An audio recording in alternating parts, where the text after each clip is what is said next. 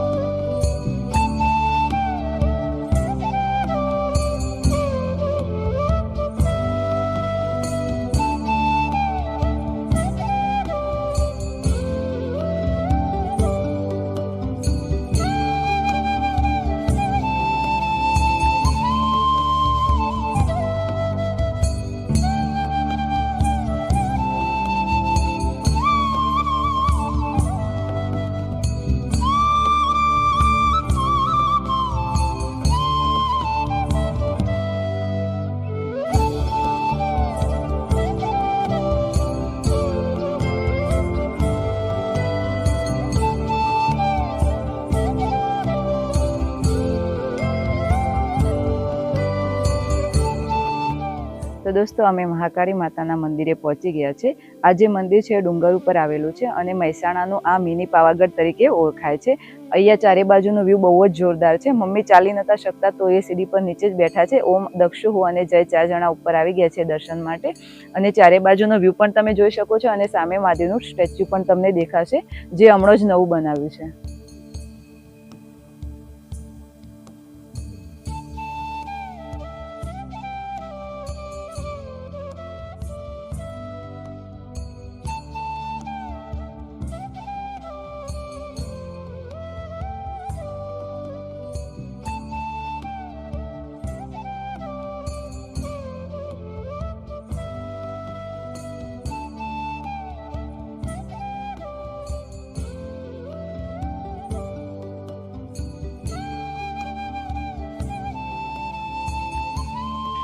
તો દોસ્તો, અમે પણ દર્શન કરી લઈએ અને તમને પણ કરાવી દઈએ. ચલો મહાકાળી માતાના દર્શન કરી લઈએ.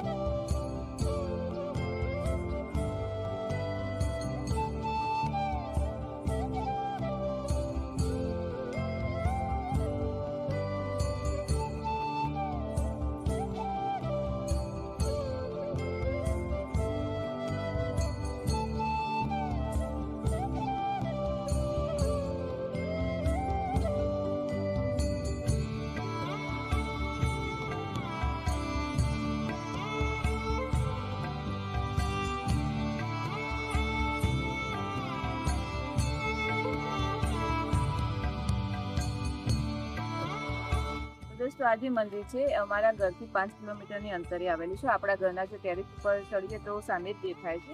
હજુ મંદિરનું કામ ચાલુ છે. જ્યારે પૂરું થઈ જશે ત્યારે આ એક જોરદાર લોકેશન થઈ જશે અને ચારે બાજુનો વ્યૂ પણ બહુ સરસ છે. માઉન્ટેન જ માઉન્ટેન છે ઉપરથી આપણે જોઈએ ને તો, અને વાતાવરણ પણ બહુ મસ્ત છે અહીંયા. બાળકો માટે પણ અહીંયા સગવડ કરેલી છે રમવા માટેની, અને દરેક વ્યવસ્થા તમને અહીંયા મળી જશે.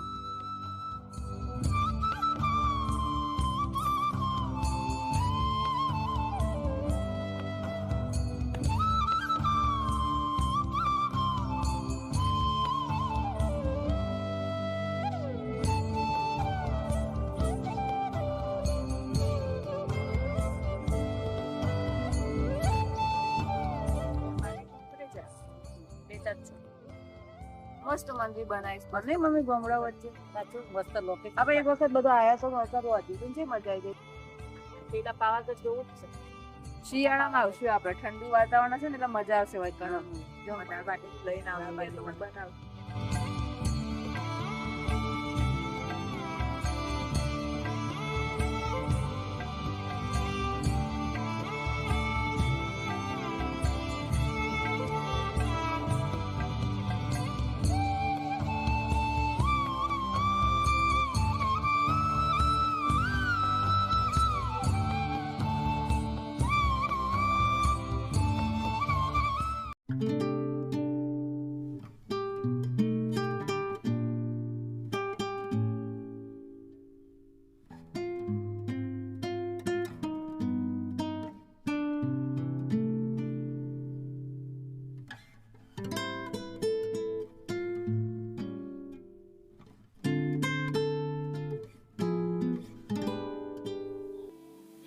દોસ્તો 8:30 થયા છે અને હવે સલૂનમાંથી નીચે આવ્યા છે, કેમ કે આજે બહુ જ ટ્રાફિક હતું અને થાક પણ બહુ લાગી ગયો છે.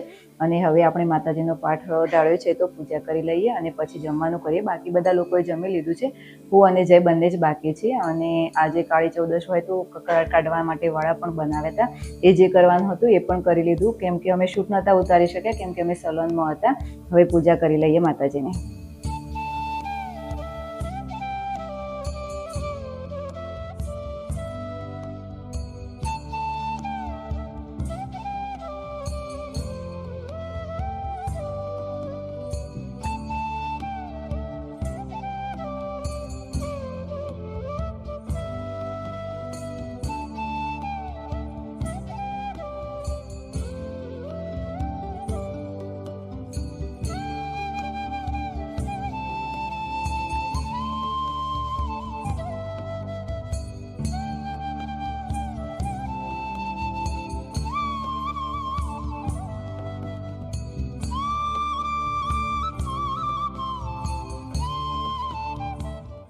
તો દોસ્તો જમવાનું પતી ગયું છે અને હવે અમે બધા બહાર બેઠા છીએ. થોડો આરામ કર્યો અને ઓમની અને દક્ષિણીની ઈચ્છા થઈ ગઈ હતી ફટાકડા ફોડવાની, તો એ ફટાકડા લઈને આવી ગયા છે અને કહે છે મામી ચલો આપણે બધા ફટાકડા ફોડીએ.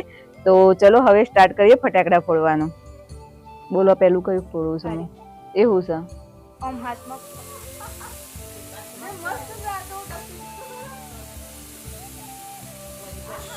છેલ્લા ફૂટો પાડું.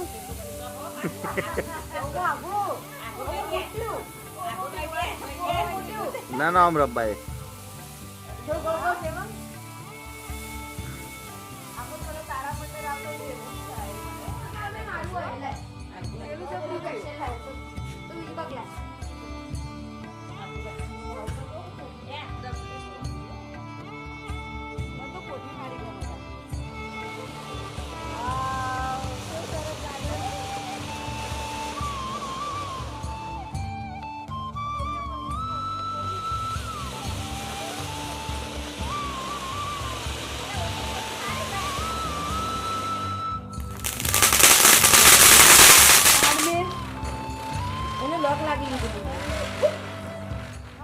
લાઈટર બધા ચાલતું જ અમને.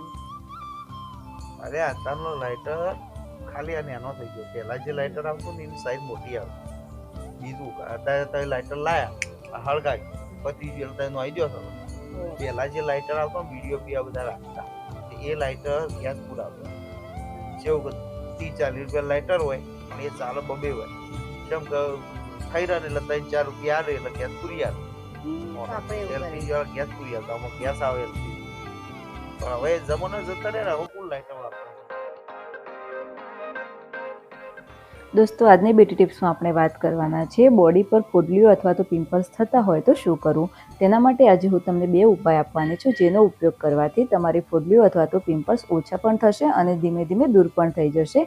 પહેલો ઉપાય છે મુલતાની માટી લઈ લો જરૂરિયાત મુજબ, તેની અંદર ગુલાબજળ એડ કરો અને 2 થી 3 ટીપા લીંબુનો રસ, આ બધી વસ્તુ મિક્સ કરી અને તેની એક પેસ્ટ બનાવી અને જો તમને પિમ્પલ્સ અથવા તો ફોડલીઓ થતી હોય તો એપ્લાય કરી દો અને 15 થી 20 મિનિટ સુકાય ત્યાં સુધી રહેવા દો અને પછી વોશ કરી લો.